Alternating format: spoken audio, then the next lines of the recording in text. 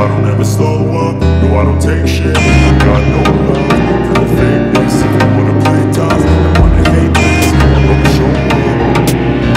I don't ever slow up, no I don't take shit. I got no love for the fakeness. If you wanna play tough and wanna hate this, I'll always show up and make a statement. I don't ever slow up, no I don't take shit. I got no love for the fakeness. If you wanna play tough and wanna hate this, I'll always show up and make a statement. Everything I do so instinctive and so passionate. Every word I move so descriptive like an adjective. I got a vendetta against people who patented being negative when you should be getting after it. I got facts over tracks, and that's getting slow, speaking fast. I go roast like a gas, think I'm okay at last, but I don't know if that can erase all the past and the pettiness.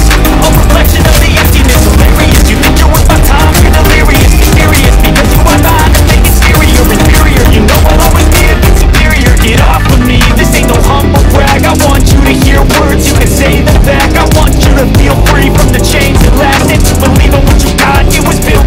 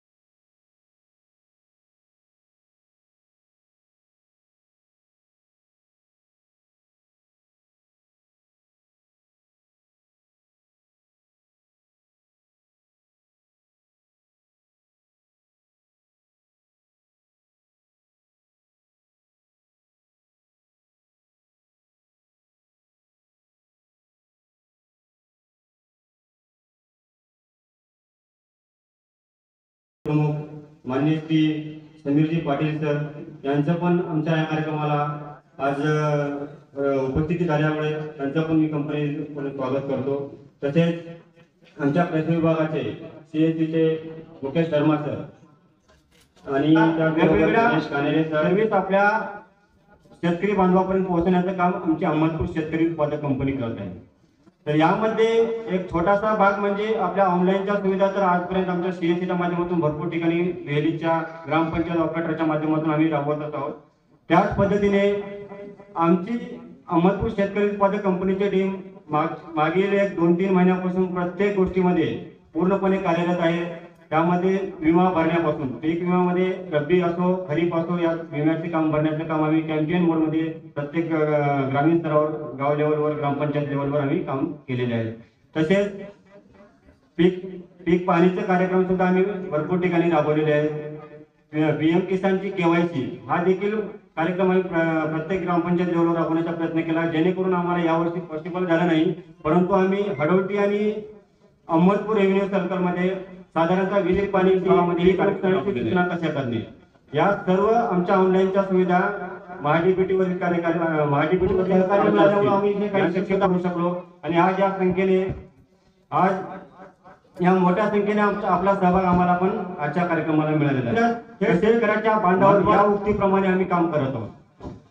शासनाच्या ज्या काही सुविधा आहेत सर्व सुविधा आम्ही पूर्णपणे शेतकऱ्याच्या बांधावर नेऊन देण्याचा कार्यक्रम आम्ही या सुविधेमार्फत करत आहोत, या कंपनी मार्फत करत आहोत। यामध्ये आता मूळ ऑनलाईनच्या सुविधा मी तुम्हाला सांगितल्या, तसेच आमच्या ऑफलाईन सुविधेमध्ये म्हणजे पिकवण्यापासून ते विकण्यापर्यंत म्हणजे तुम्हाला सुरुवातीच्या स्टेज पोहोचण्यापर्यंत आमच्या FPOचे ऑनबोर्डिंग झालेले आहे। तसेच आमचे गणेश कानेरे तर त्यांची पण प्रोसेस जवळपास 90% पूर्ण झालेली आहे। तर येणाऱ्या काही दिवसात आम्ही लवकरात लवकर शेतकऱ्यांना खते बी बियाणे देण्याचा प्रयत्न करत आहोत। तसेच शेतकऱ्यांचा माल जर निघाला तर आमची पण प्रोसेस चालू आहे। शेतकऱ्यांचा माल देखील शासनाच्या दरात खते बी बियाणे सुद्धा आम्ही शासनाच्या दरात तुम्हाला देण्याचा प्रयत्न करणार आहोत। येत्या दिवाळीपासून आमचं ते काम पूर्ण मार्गाला लागेल। तसेच खते बी बियाणे सोबत आम्ही शेतकऱ्यांचा माल सोयाबीन तूर मूग उडीद जे काही तुमचा माल असेल ते सर्व गोष्टी आम्ही ते सुद्धा खरेदी करण्याचा मार्ग आम्ही अवलंबत आहोत आणि तेही शासनाच्या दरात आम्ही करण्याचा त्याच्यापेक्षा काही 1-2 रुपये आमच्या परीने जेवढं काही प्रयत्न होईल आणि वेळेनुसार आम्ही ते निर्णय देऊ तुम्हाला, तर त्या पद्धतीने ते सुद्धा घेण्याचा प्रयत्न करणार आहोत। तर अशी आमच्या शेतकरी उत्पादक कंपनीची संकल्पना होती। आता मी जर बोलत राहिलो तर आमचे प्रमुख होते पेक्षा मोठे मान्यवर असलेले समोर बसलेले आपले सगळेजण पहिलं स्वतःसाठी तुम्ही टाळ्या वाजून स्वतःचा आपलं सगळेजण स्वागत करू। अहमदपूर शेतकरी उत्पादक कंपनीचा शुभारंभ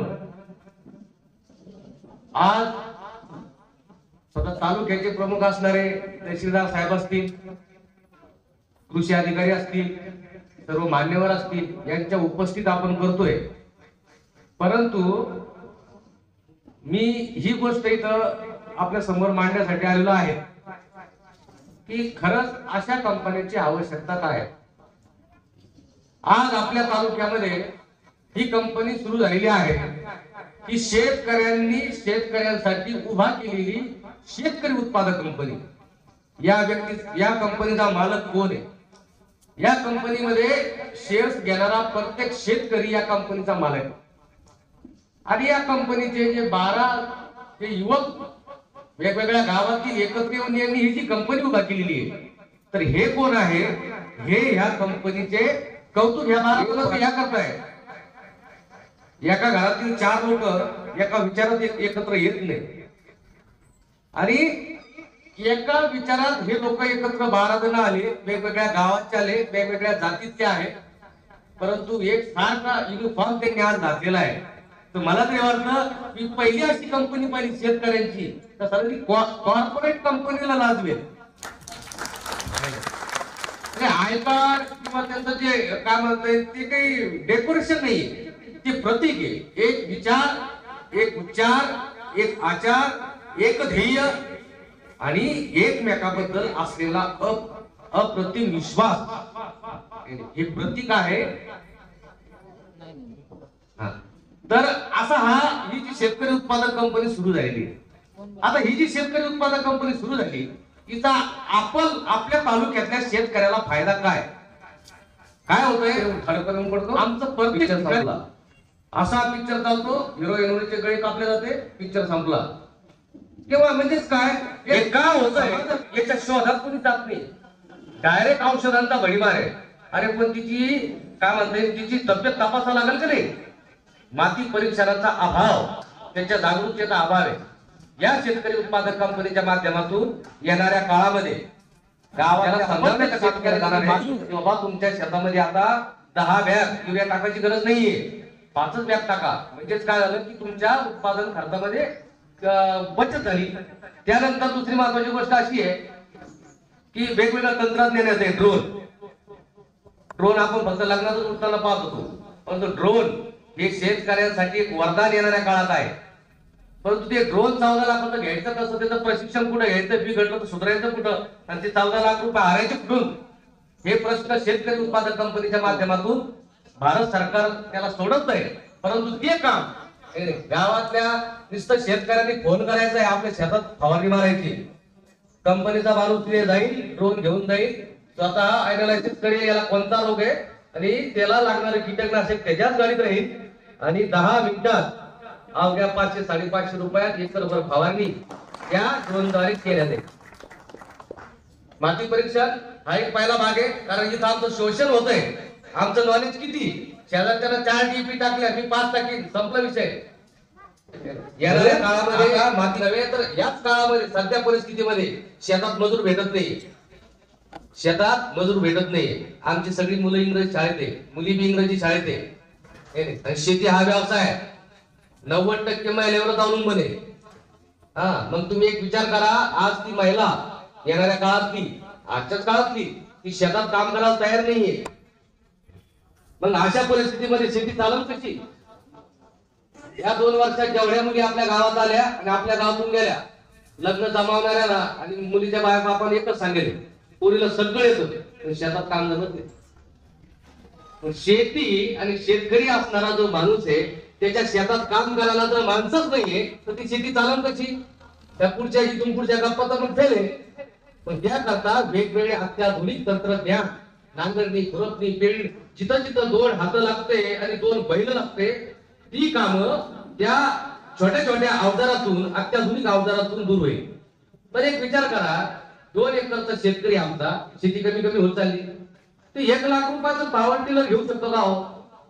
घेतलंही त्याला निंदायचं एक वर्षातून 5 वेळा करता तेवढं मशीन सांभाळू शकतो का तो. म्हणून येणाऱ्या काळामध्ये ते छोटे छोटे ऍग्रिकल्चर इक्विपमेंट भाड्याने देण्याची व्यवस्था या शेतकरी उत्पादक कंपनीच्या माध्यमातून प्रत्येक गावासाठी तालुक्यातले आपण करणार आहोत. म्हणजे शेती मशागतीचा विषय झाला.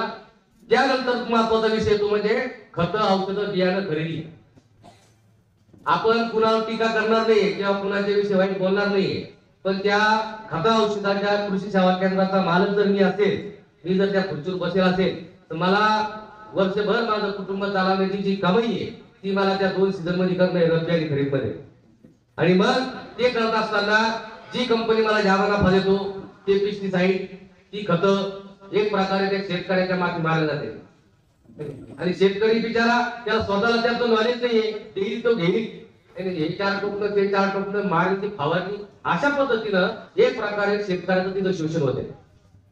आणि मग आमच्यातल्या एखाद्या युवकाला वाटतं की नाही मला जर चांगलं काम करायचंय, मी खाता औषधाचं दुकान टाकतो. इन्व्हेस्टमेंट किती, डीलर रेट मध्ये, डीलर जो असतो ना डीलर, एका जिल्ह्यात 2-4 मोठे माणसं असतात.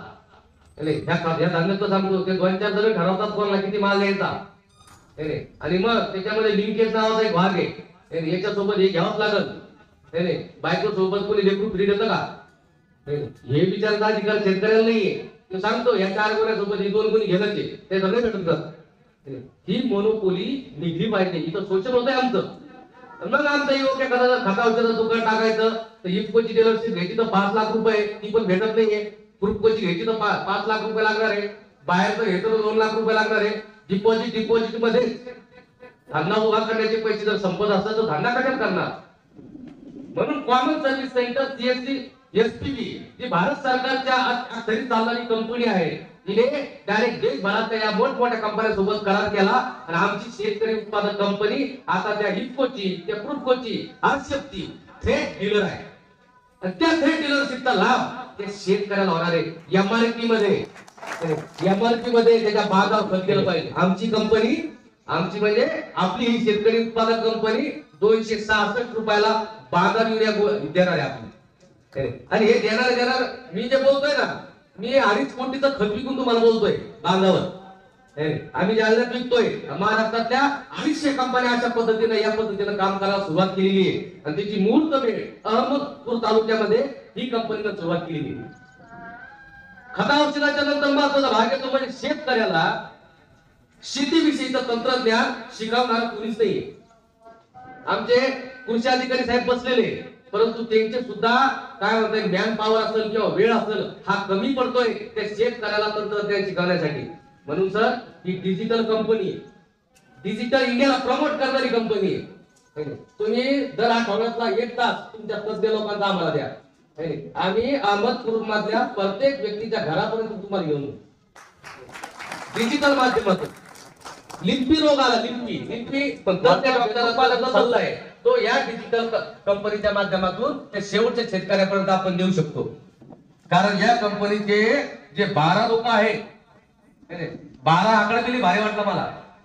या समाजाचा जो जुन्या काळामध्ये जो आधार होता ते 12 बलुतेदार होते. हे 12 बलुतेदार झाले पाहिजे. 12 बलुतेदार म्हणजे 12 डिपार्टमेंटला लीड करणारे हे एक माणसं आहे. म्हणून डिजिटल पद्धतीनं तंत्रज्ञान अंतिम व्यक्तीपर्यंत आम्ही आतापर्यंत 10 वर्षांनी नेतोय.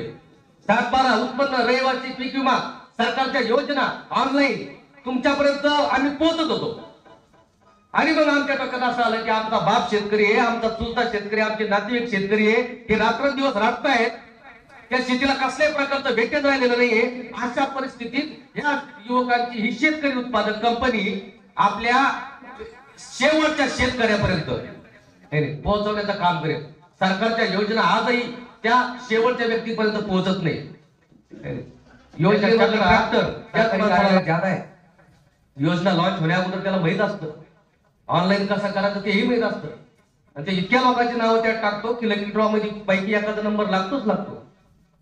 मग तो नवीन उद्योजक किंवा नवीन उभारी घेऊन जो तरुण शेतीमध्ये काम करायचा विचार करतो त्याला त्याच्यापर्यंत त्या पोहोचत नाही. तर आपल्या या शेतकरी उत्पादक कंपनीच्या माध्यमातून त्या अंतिम शेतकऱ्यापर्यंत या योजना पोहोचवण्याचं काम आपली ही कंपनी करणार आहे. याकरता ही शेतकरी उत्पादक कंपनी. दुसरी महत्वाची गोष्ट की जे शेतीपूरक उद्योग आहे, शेतीपूरक उद्योग दूध डेअरी करायची आम्हाला, दुधाला भाव नाही. दुधाचा चेअरमन, डेअरीचा चेअरमन आहे, तो सगळी मला फोन टाकतो. राहिली मला ती कंपनी फोन टाकते. इकडं कोणती आहे तिथे एखादी दुधाचं कोणी आहे इकडं? दुधाचा बॉस कोणी आहे का इकडं? नाहीये. आता ही कंपनी दुधाचा बॉस राहणार आहे आपल्या तालुक्यात. इथं आमचा दूध उत्पादक शेतकरी त्याला गाय पण मिळेल, गाय कशी पाळायचं त्याचं प्रशिक्षण पण मिळेल, त्याचं दूध जाग्यावर विकत घेतलं जाईल, दररोज त्याला पगार दिला जाईल, दररोज दूध टाकलं म्हणजे 2 तासात त्याला मेसेज आला पाहिजे खात्यावर पैसे आले म्हणून. आणि त्या दुधामधून मिळणारी जी मलाई आहे ती सगळ्या शेतकऱ्यापर्यंत जाता येईल. हे डिजिटल कोऑपरेटिव्हचं नवीन उदाहरण आहे.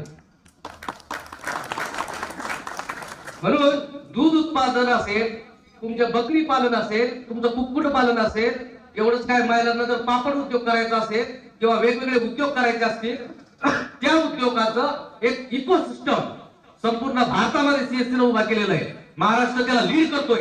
अशा परिस्थितीमध्ये या कंपनीच्या माध्यमातून या शेतीपूरक जेवढे पण व्यवसाय त्या व्यवसायाला मजबूती देण्याचं काम या शेतकरी उत्पादक कंपनीच्या माध्यमातून आपण सगळे करणार आहे. आणि त्यानंतर महत्वाचा विषय येतो आणि ते वाक्य आहे. बरेच जण अभिमानानं सांगते की शेतकऱ्याला विकावता येतं पण विकता येत नाही. हे अभिमानाचं वाक्य नाही, हे अपमानास्पद वाक्य. का विकता येत नाही आम्हाला? आमचा शेतमाल तुम्ही जर थोडस इंटरनेटवर जर गेले, युट्यूबवर जर पाहिलं तर जेवढ्या पण पुरा पृथ्वीचा गोल आहे ना त्याच्यात भाग्यवान फक्त आपण आशिया खंडातले लोक आहेत 2-4 देशातले. त्याच्यात भारत की आपल्याकडे उन्हाळा, हिवाळा, पावसाळा आहे. आरबी कंट्री मध्ये नुसतं उन्हाळाच आहे, काही देशामध्ये नुसता पावसाळाच आहे, तिथं पिकत नाही. पण आपला डिहायड्रेट केलेला भारताचा माल तिथं लोकप्रिय आहे. भारताची चवच न्यारी आहे. मग हे भारताचे प्रोडक्ट तिथं लोकप्रिय आहे पण तिथं का पोहोचत नाही? आता काय सरकारने व्यवस्था उभा केल्या, पण त्याला चालवण्याचं काम ह्या कंपन्या करणार आहे. जालन्यामध्ये ड्रायपोर्ट झाला, इथून चांगले रोड पण झाले, पण त्या ड्रायपोर्ट मधून देश विदेशात माल पोहोचवण्याचं काम आपल्या शेतकरी उत्पादक कंपन्या करतील आणि त्याला लीड करण्याचं काम सीएससी करेल पूर्ण भारतामध्ये. म्हणून आपला जो पिकवलेला माल आहे त्याची बार्गेनिंग पॉवर आपल्यामध्ये नाही. का नाहीये? कारण आम्ही एकटे चालू बाजारात. माझी 10 क्विंटल सोयाबीन घेऊन मी एकटा जातो. जिथं माणूस एकटा गेला तिथं शोषण झाल्याशी राहत नाही. म्हणून आम्हाला बांधावरले भांडणं, ग्रामपंचायत मधले वाद हे सगळे फाट्यावर मारून आम्हाला एकत्रित यावं लागणार आहे. तेव्हा आमचं कल्याण होणार. नकारात्मक विचार सोडून द्यावा लागणार आहे. बऱ्याच वेळेस बऱ्याच जणांची मानसिकता काय असते की हे 12 लोक आहे, हा फायदा कसा आहे माहितीये का? हा फायदा शेतकऱ्याची मुंडी मुरगळून फायदा घेणारी ही टीम नाहीये. त्यासाठी कंपनी स्थापन झालेली नाही. तुमचा ढेकर आल्याच्या नंतर जे आहे ना त्याच्यामध्ये ही कंपनी चालणार ना.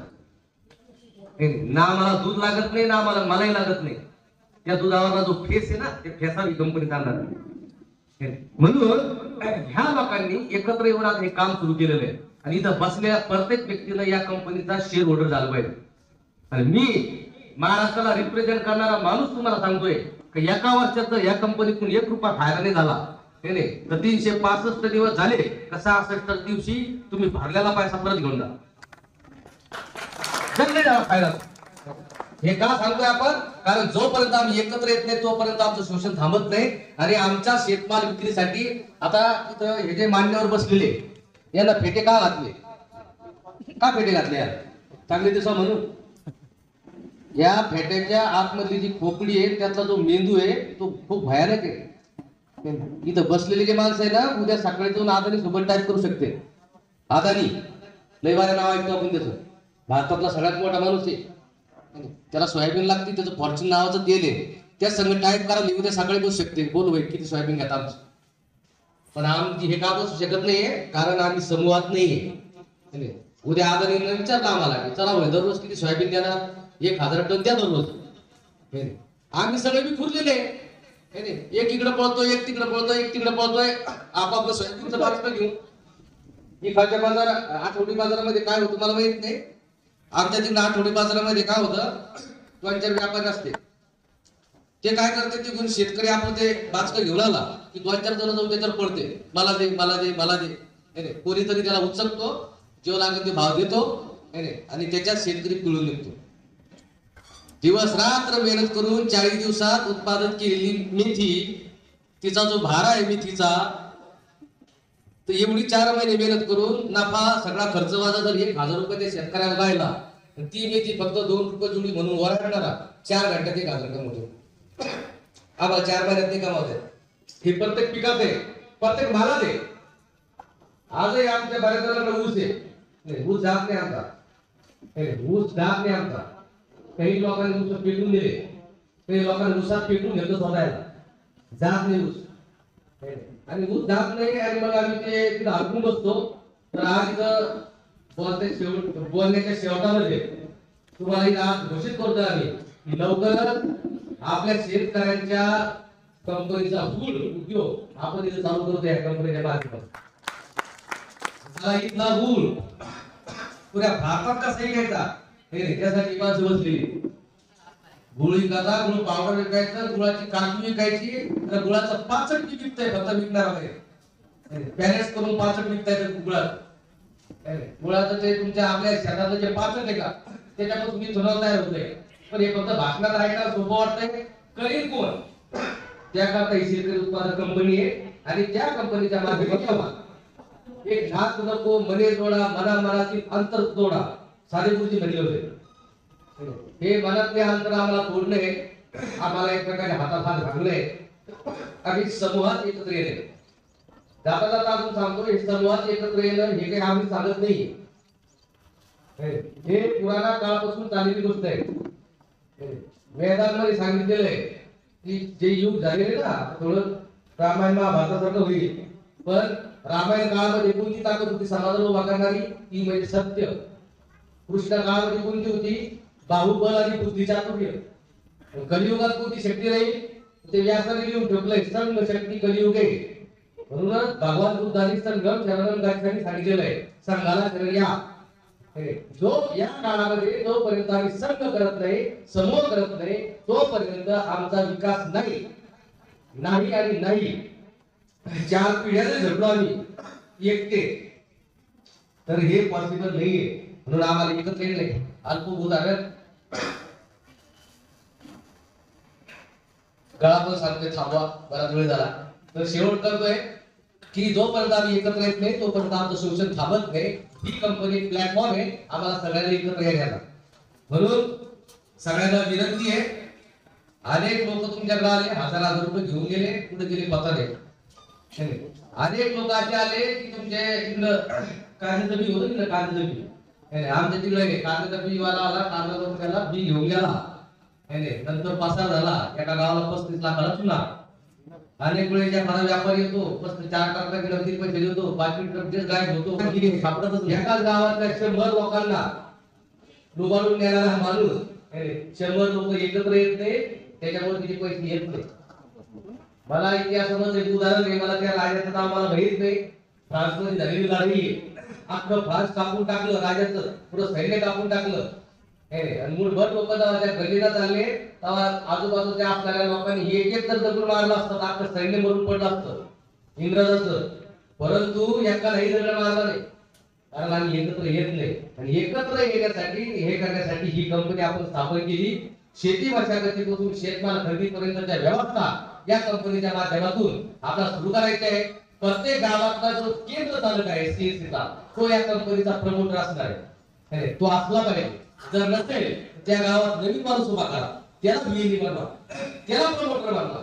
पण आता यापुढे शोषित पीडित म्हणून शेतकऱ्याला सांगायचं नाहीये. शेतकरी म्हणला की पोराला पोरगी लोकांना एवढं भेटेल. शेतकरी शेतीचा जोपर्यंत येत नाही तोपर्यंत या सगळ्या गप्पा आहेत. ह्या गप्पातून जर बाहेर येत असणार आम्हाला कर्तृत्व करावं लागेल. आम्ही जगाचे पोशिंदे आहे, तर जगाचे पोशिंदे असणारे आम्ही, आम्हाला जर खऱ्या अर्थानं जर काही मोठं काम करायचं असेल तर ती क्रांती करण्याचं काम ही अहमदपूर शेतकरी उत्पादक कंपनी, त्याची ही जे 12 जणांचं ते संचालक मंडळ आहे, हे संचालक मंडळ समोर येऊन हे काम करतायत. सगळेजण यामध्ये सहभागी व्हा. तुम्हाला सगळ्यांना आनंदी शेतीच्या आणि उन्नत अशा शेतीच्या सगळ्यांना शुभेच्छा. धन्यवाद. धन्यवाद. पावर आहे. अतिशय धमाकेदार शब्दामध्ये आपल्या या कंपनीचे उद्दिष्ट गळी सावकारी खास आहे. तर तुम्ही पुढे म्हणताय आर्थिक दृष्ट्या समाजात शेतकरी बळावला पाहिजे. आर्थिक दृष्ट्या समाजात शेतकरी बळावला पाहिजे. आता प्राधान्याने विकास त्याकडे वळला पाहिजे, त्याकडे वळला पाहिजे. पुन्हा एकदा काळ्या भाषणाची पण पूर्वी त्याबद्दल काही शब्दही व्यक्त करतो. आपण पाहतोय की कुटुंबाचा प्रमुख चांगला असला की कुटुंब चांगलं असतं म्हणतात. आणि तालुका सुद्धा, त्या तालुक्याचा तहसीलदार चांगला असेल तर तो तालुका सुद्धा चांगला आहे असं आपण म्हणतात. आपल्या तालुक्याचे तहसीलदार साहेब यांनी आपल्या तालुक्याला अतिशय मोलाचं सहकार्य केलेलं आहे. आपण पाहतोय आणि म्हणून या ठिकाणी या मार्गदर्शनातूनच हा कार्यक्रम सुद्धा साकार होत आहे. मी साहेबांना विनंती करतो की आपण या प्रसंगी आम्हा सर्वांना, सर्व शेतकरी बांधवांना मार्गदर्शन करावं, यासाठी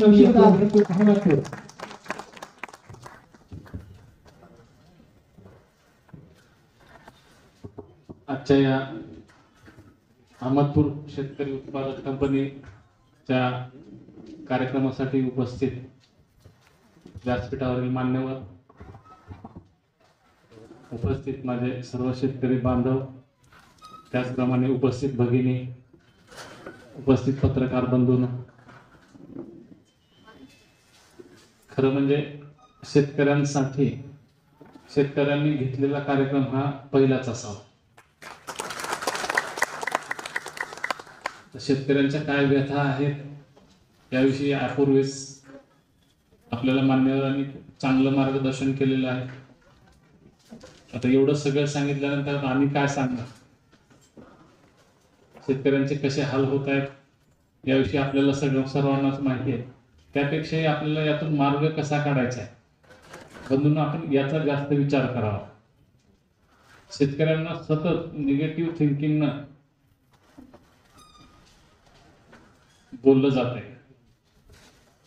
पाऊस पडणारच नाही, पडला तरी जास्त पडल, रोगराई येईल, सोयाबीन जाईल, सगळे सोयाबीनच करायला लागले, आपण हे सोयाबीन केलं तर भाव मिळेल का, अशा अनेक माध्यमातून सारखं बंबार्डिंग हे तुमचं निगेटिव्ह मत तयार केलं चालतं.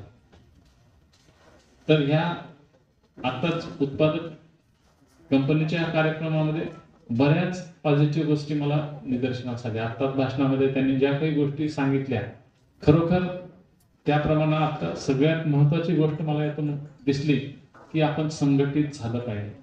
शेतकरी जोपर्यंत संघटित होणार नाही तोपर्यंत आपल्याला कोणी विचारणार नाही.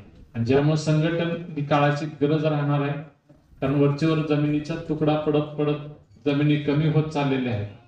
तुम्ही अगोदरच्या बघा, तुमचे वडील जमीन किती होती, आजोबांकडे जमीन किती होती, त्या आधीच्या पिढीकडे जमीन किती होती. शेकडोचा आकडा काही अंकावर आला होता, त्या अंकावरचा आकडा एकांकी आलाय. आता एकांकी जमिनीवर आपण कसं आहोत, एकांकी जमिनीवर उत्पादन घेत असताना आपल्याला असंख्य अडचणीत येतात. आता सांगितलं कृषीचं यांत्रिकीकरण झालंय, मजूर मिळत नाही, सरकारकडून धान्य दिलं जातंय, त्याच्यामुळे आम्हाला शेतीला मजूर उपलब्ध नाही, असं माझ्याकडे बऱ्याच शेतकऱ्यांनी व्यथा व्यक्त केल्या. परंतु ही वास्तव गोष्ट आहे जी बदलणं आपल्या हातात नाही. आपल्या हातात काय आहे त्याचा आपण जास्त विचार करायचा. आपल्या हातात काय, आपण 10-20 शेतकरी एकत्रित मिळून शेती करणं, 10-20 शेतकरी एकत्रित मिळून एखादं यंत्र करणं. त्यासाठी आता हे उत्पादक कंपनी म्हणते की आपण आमच्या सोबत या. तर आपण संघटित होऊन असं काहीतरी संघटित शेती केल्याशिवाय यापुढे आपण तग धरू शकणार नाही. आणि हे निगेटिव्ह जे बंबार्डिंग शेतकऱ्यांविषयी चाललेलं आहे त्याशिवाय बंद होणार नाही. त्यामुळे आपण सर्वांनी एकत्र येऊन यापुढे शेती करण्याचा निर्धार करावा. बांधावरती आता आमच्याकडे काही तक्रारी येतात, ठराविक लोक असतात. रस्त्याच्या तक्रारी सर्वात जास्त असतात. रस्ता किती लागतोय आपल्याला, वर्षातून 5-6 वेळेस, आणि लागतोय किती 5-10 फूट. त्यासाठी आपण तहसील कार्यालयात चक्रा मारतो, पोलीस स्टेशनला चक्रा मारतो, कोर्टात चक्रा मारतो, आपला वेळ वाया घालवतो. आणि त्याच्यातून साध्य काय होतंय, एखादा शेतकरी शेवटपर्यंत गेलेला असेल त्याला तुम्ही विचारा याच्यातून साध्य तुम्हाला काय झालं. शेवटी शेजारी पाजारी शेतकरीच आपल्या मदतीला येणार ना. आम्ही येतो ना, कोर्ट येतं ना, पोलीस येतं. मी जरी महसूल खात्यात असलो तरी मी सांगतो आम्ही तुम्हाला शेवटपर्यंत मदतीला येत नाहीत. 1-2 वर्ष तुमच्या सोबत नोकरी करू, आम्ही दुसऱ्या तालुक्याला चाललो. तुम्हाला मदतीला कोण येणार आहे, तर तुमचा शेजारी शेतकरी येणार.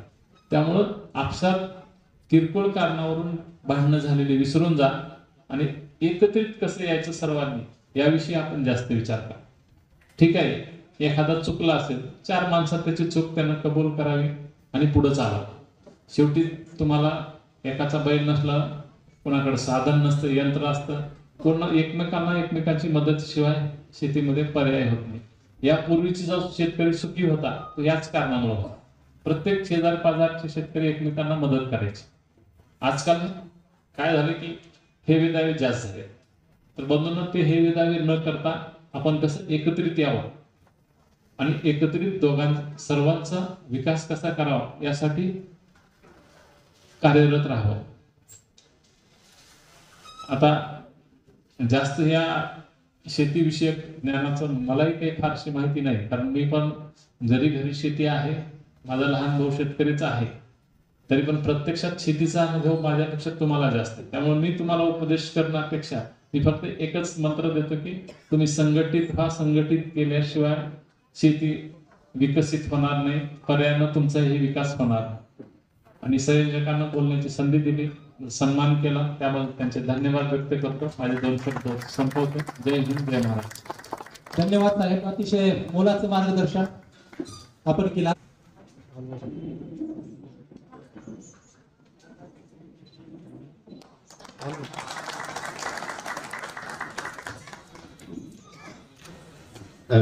शेतकरी उत्पादक कंपनी लिमिटेड कंपनीचे पदाधिकारी मुख्य कार्यकारी अधिकारी व व्यासपीठावर आमंत्रित माझे सहकारी समीरजी पाटील आणि कृषी अधिकारी व तहसीलदार साहेब, उपस्थित पत्रकार बंधू आणि शेतकरी बंधू भगिनींना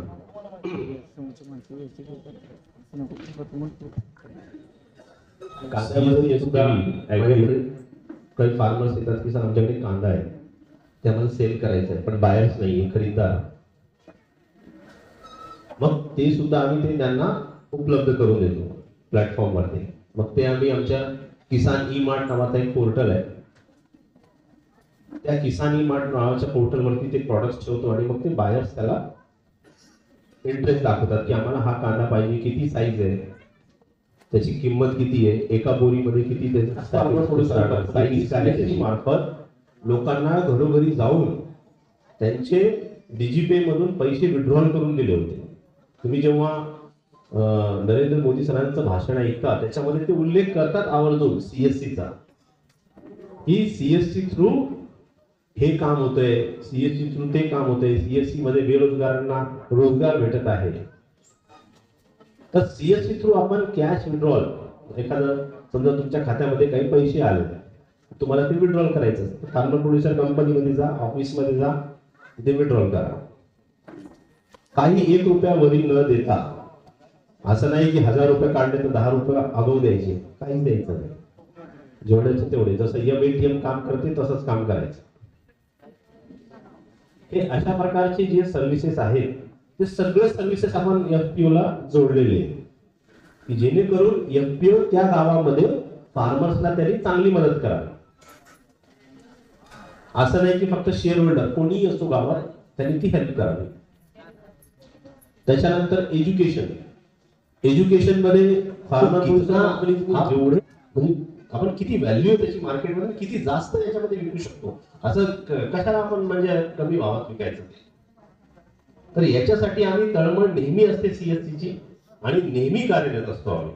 माझी जी टीम आहे, गणेश कांद्रे आणि आसिफ, उमाकांत, वैभव सर, समीरजी, आम्ही दिवस रात्र याच्यावर आमची चर्चा असते की ऍग्रीवरती आपण फार्मर्सला अशा प्रकारे अजून चांगली सर्व्हिसेस देऊ शकतो. सीएससी त्यांना सांगतो की सर आम्हाला मदत पाहिजे तुमची. आमचे फार्मर प्रोड्युसर कंपनी आहे, त्यांनी अप्लाय केलेले ऑनलाईन आहे, आता तुम्ही ऑनलाईन अप्लाय करू शकता. तर अशा प्रकारचे आम्ही मग तालुका कृषी अधिकारी, त्याच्यानंतर जिल्ह्याचे अधिकारी ते सुद्धा सांगतात की सर तुम्ही सांगा काय तुमच्याकडून सपोर्ट पाहिजे. ते पण म्हणत ना की सीएससीचा एक नाही, आम्ही 450 सर्व्हिसेस देतो सीएससी थ्रू. स्टेट 200 आणि सेंट्रलचे 200, आणि ते सगळे सर्व्हिसेस आपण फार्मर प्रोड्युसर कंपनी थ्रू आता तुम्हाला देणार आहे. प्रत्येक फार्मरला शेतामध्ये माझी खोप, तिला बोराटीची झाप,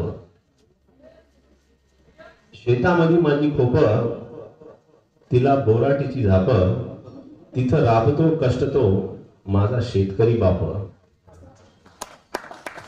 माझा शेतकरी बाप, लेतो अंगावर चिंध्या, खातो मिरची भाकर, काढी ऊसाची पाचड, जगा मिळाया साखर, काटा त्याच्याच का पायी, त्यानं काय केलं पाप, माझा बाप शेतकरी उभ्या जगाचा पोशिंदा, त्याच्या भाळी लिहिलेला रात दिस कामधंदा, त्याच्या रात दिस काम, उभ्या जगाचा पोशिंदा. तर हे आज जी शेतकरी उत्पादक कंपनीचा आज जो 16 आहे त्यानिमित्त मी हे एवढं सांगू इच्छितो की मी आणि माझी टीम पूर्णपणे सहकार्य करायला तयार आहे. तुम्ही सांगा की तुम्हाला काय पाहिजे, फार्मर प्रोड्युसर कंपनी थ्रू तुम्हाला काय सपोर्ट पाहिजे, मग तो हत्यारा असो, शेती अवजार असो, काही असू दे. या ठिकाणी अतिशय मोलाचं मार्गदर्शन आपण अतिशय कळकळीनं. जेवणाची वेळ झाली, जास्त वेळ तुमचा सगळ्यांचा घेणार नाही. आजचा जो आपला प्रोग्राम आहे तो लॉन्चिंग संदर्भातला, तो सगळ्यात अगोदर अहमदपूर शेतकरी उत्पादक कंपनी चे जे आपले डायरेक्टर आहेत त्यांना सगळ्यांना मनापासून शुभेच्छा. त्यांना बेस्ट ऑफ लक की त्यांनी इथून पुढे या कंपनीच्या माध्यमातून आपल्या सगळ्या भागातील शेतकऱ्यांना मदत ही द्यायची आहे. त्यांना जी पण मदत लागते अगदी ॲग्रिकल्चर इनपुट पासून आपल्याकडे कुठल्या कुठल्या सर्व्हिसेस आहेत, शेतकऱ्यांना आपण काय काय सर्व्हिसेस देतो ते सगळं आपल्याला अगोदर एक्सप्लेन केलं आहे, यांनी समजवलं पण आहे. तर या सगळ्या सर्व्हिसेस आपल्याला CAC सेंटर्स मधून आणि आपली FPO कंपनी आहे यांच्या कोऑर्डिनेशन मधून हे देण्यात येतील. CAC आणि लातूरचं जे आपलं रिलेशन आहे ते अगदी फार अगोदरपासून आहे. म्हणजे जे आपलं महाराष्ट्रातलं पहिलं मध्ये ते लातूरमध्ये चालू झालं. बाबळगावला विलासराव देशमुख यांच्या कार्यकाळात ते चालू झालेलं होतं आणि तिथून त्यावेळेस एका सेंटर पासून तर आज आपण लातूर जिल्ह्यामध्ये जवळजवळ 3,500 सांगण्यामध्ये अतिशय आनंद होतोय की आपलं जे महाराष्ट्रात चाललेलं आहे शेतकरी त्याचा अभ्यास केला आणि त्यानुसार पूर्ण महाराष्ट्र पूर्ण भारतामध्ये या मॉडेलवरती हे काम हे होणार आहे. जे अहमदाबादला एक इव्हेंट झाला होता त्यामध्ये जे मॉडेल FPO म्हणजे मॉडेल शेतकरी उत्पादक कंपनी कशी असावी त्याबद्दलचं त्यांनी सादरीकरण मोदी साहेबांना केलं होतं आणि त्याच्यानंतर पुढे भरपूर हे शेतकरी उत्पादक कंपनी आणि शेतकऱ्यांसाठी बऱ्याचशा अशा उपयुक्त योजना परत एकदा आजची ही आपली जी कंपनी लॉन्च आपण केली अहमदपूर शेतकरी उत्पादक कंपनी यांना खूप खूप शुभेच्छा. त्यांचं इथून पुढे भरपूर प्रगतींनी सोबत संवाद साधण्याचा जो संधी दिली त्याबद्दल सर्वांचे मनापासून धन्यवाद.